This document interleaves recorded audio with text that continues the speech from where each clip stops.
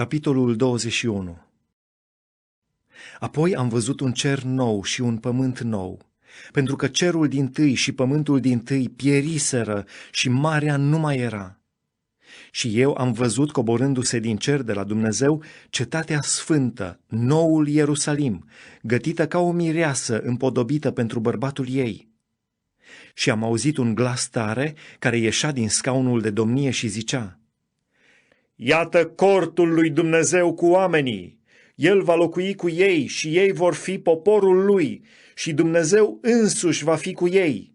El va fi Dumnezeul lor. El va șterge orice lacrimă din ochii lor și moartea nu va mai fi. Nu va mai fi nici tânguire, nici țipăt, nici durere, pentru că lucrurile dintâi au trecut. Cel ce ședea pe scaunul de domnie a zis: Iată, eu fac toate lucrurile noi. Și a adăugat: Scrie, fiindcă aceste cuvinte sunt vrednice de crezut și adevărate.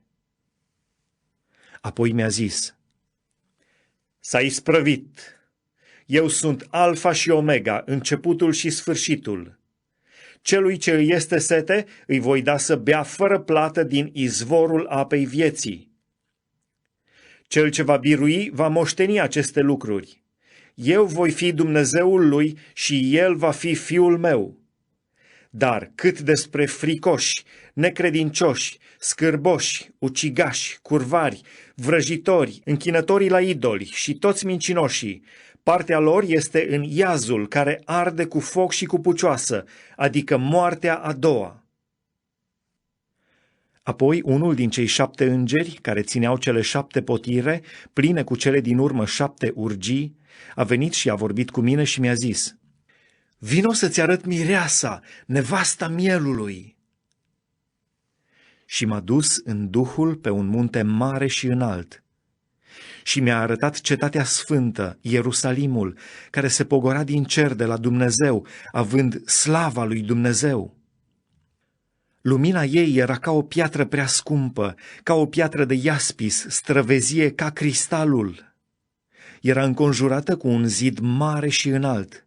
Avea 12 porți și la porți 12 îngeri. Și pe ele erau scrise niște nume, numele celor 12 seminții ale fiilor lui Israel. Spre răsărit erau 3 porți, spre miază noapte 3 porți, spre miază zi 3 porți și spre apus 3 porți. Zidul cetății avea 12 temelii și pe ele erau cele 12 nume ale celor 12 apostoli ai mielului. Îngerul care vorbea cu mine avea ca măsurătoare o trestie de aur, ca să măsoare cetatea, porțile și zidul ei. Cetatea era în 4 colțuri și lungimea ei era cât lărgimea. A măsurat cetatea cu trestia și a găsit aproape 12.000 de prăjini. Lungimea, lărgimea și înălțimea erau deopotrivă. I-a măsurat și zidul și a găsit 144 de coți, după măsura oamenilor, căci cu măsura aceasta măsura îngerul. Zidul era zidit de iaspis și cetatea era de aur curat, ca sticla curată.